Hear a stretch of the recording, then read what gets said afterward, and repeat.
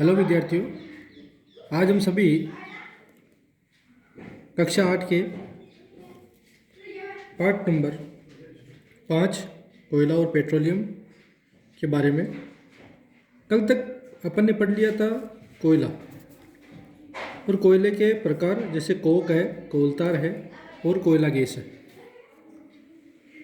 आज अपन जो पढ़ने जा रहे हैं वो है पेट्रोलियम।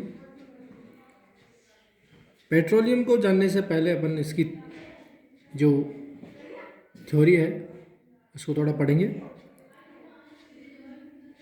तो आइए अपन देखते हैं पेट्रोलियम। आप जानते हैं कि ईंधन के रूप में पेट्रोल का उपयोग हल्के स्वचालित वाहनों जैसे मोटरसाइकिलों, स्कूटरों और कारों में होता है। भारी मोटर वाहनों जैसे ट्रकों और ट्रैक्टरों को चलाने के लिए डीजल काम आता है। यह ईंधन प्राकृतिक स्रोत से प्राप्त होते हैं जिसे पेट्रोलियम कहते हैं। पेट्रोलियम शब्द की उत्पत्ति पेट्रा, यहाँ पेट्रा का मतलब है चट्टान, ये एक लैटिन भाषा का शब्द है, एवं ओलियम, ओलियम का मतलब है तेल, से हुई है, क्योंकि ये जमीन के नीचे और चट्टानों के मध्य से निकाला जाता है। तो पेट्रोलियम जो शब्द है वो अपने को मिलता है लैटिन भाषा में, और पेट्रो का मतलब है अपना चट्टान और ओलियम यानी तेल। क्या आप जानते हैं कि पेट्रोलियम कैसे बनता है?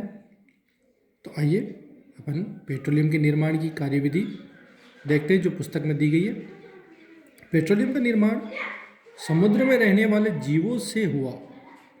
जब ये जीव मृत हुए, इनके शरीर समुद्र के पेंदे में जाकर जम गए और फिर रेत तथा मिट्टी की तहों द्वारा ढक गए।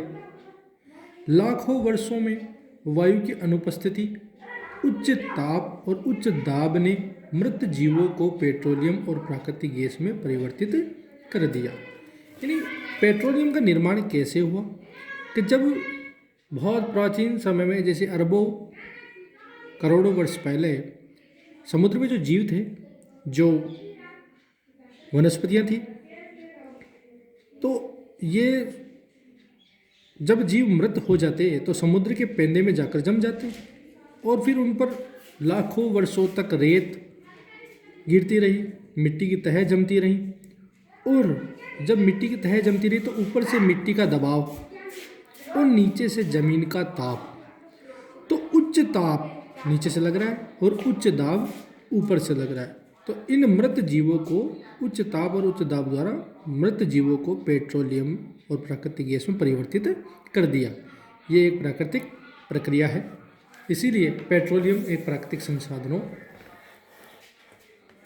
के परिवर्तित रूप। अब आगे देखते हैं चित्र 5.4 देखिए। तो चित्र 5.4 अपन देखते हैं, आप उसका विश्लेषण कीजिएगा। 5.4 में क्या दिखाया गया है? सबसे नीचे तैलाश है, चट्टान, तैलाश चट्टान के ऊपर जल नीचे की तरफ, फिर उसके ऊपर तेल और गैस। यहाँ तेल के कुएं खोदे हुए दिखाई दे रहे हैं और तेल के कुएं खोदे हुए दिखाई दे रहे हैं, और उनके पास है अप्रवेश्य चट्टान, एक शब्द लिखा हुआ है। इसका अर्थ है कि यहाँ पे कुछ भी नहीं है। तो इस चित्र को आप किताब में अच्छे से देखें और अपन आगे अपनी पुस्तक का अध्ययन करेंगे।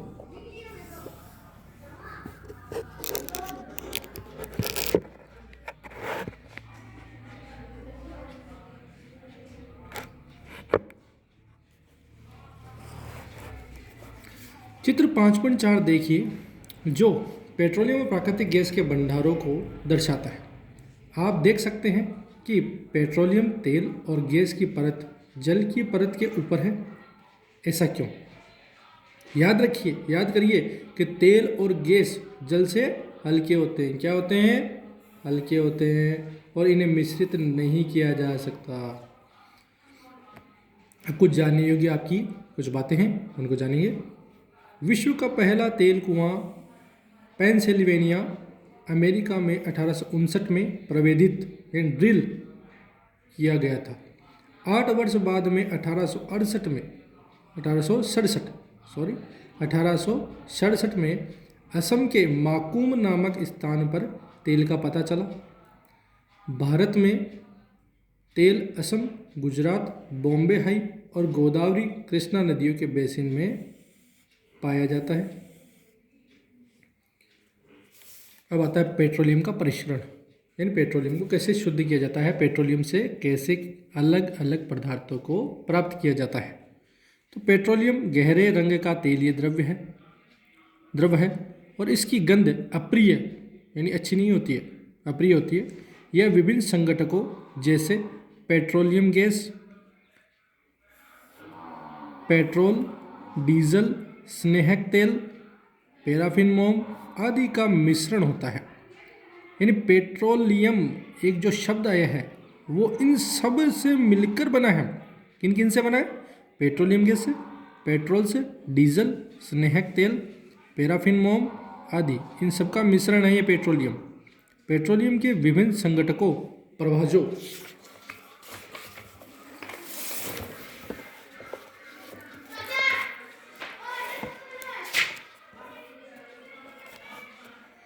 को पृथक करने का प्रक्रम परिष्करण कहलाता है। यानी पेट्रोलियम के जितने भी अवयव हैं उन सबको पृथक पृथक करें तो इस प्रक्रिया को क्या कहेंगे? परिष्करण। यह कार्य पेट्रोलियम परिष्करणी यानी रिफाइनरी में संपादित किया जाता है। पेट्रोलियम के विभिन्न संघटक और उसके उपयोग सारणी 5.1 में दिए गए हैं। तो 5.1 अपन सारणी देखते हैं। उससे पहले अपन कुछ जो अतिरिक्त जानकारी है उसको प्राप्त करेंगे, उसके बाद आपके सारणी देखेंगे। पेट्रोलियम और प्राकृतिक गैस से अनेक उपयोगी पदार्थ प्राप्त किए जाते हैं। इन्हें पेट्रो रसायन कहते हैं। इनका उपयोग अपमार्जक रेसे, अपमार्जक मतलब रेसे जैसे पॉलिएस्टर, नायलॉन, एक्रेलिक और पॉलीथीन और अन्य मानव निर्मित प्लास्टिक आदि के औद्योगिक निर्माण में किया जाता है।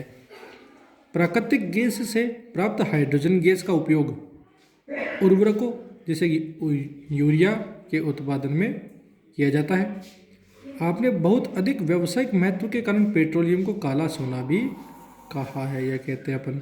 तो अपन पूछ सकते हैं कि काला सोना किसे कहते हैं? तो पेट्रोलियम को काला सोना कहा जाता है। अब आते हैं अपन सारणी पर गौर करते हैं थोड़ा कि पेट्रोलियम के विभिन्न संघटक और उनके उपयोग अपन देखते हैं। तो ये आपके सामने सारणी है। इसमें देखिए द्रवित पेट्रोलियम गैस एलपीजी जो घरों और उद्योगों में ईंधन के रूप में काम आती है।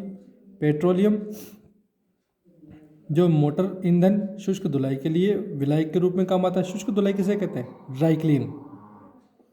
मिट्टी का तेल तीसरा है जो स्टोव, लैंप और जेट वायुयान के लिए ईंधन के रूप में काम आता है। डीजल आप जानते ही हो, जैसे कि आपके गांव में क्या चलते हैं? ट्रैक्टर।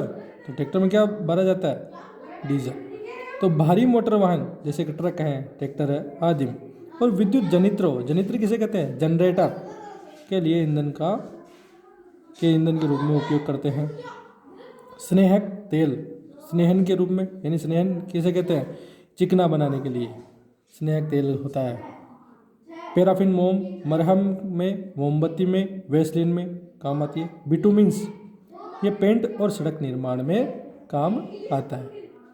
अब अपन जो कल इसके बारे में अध्ययन करेंगे वो होगा प्राकृतिक गैस। तो प्राकृतिक गैस और बचा हुआ पार्ट अपन कल करेंगे।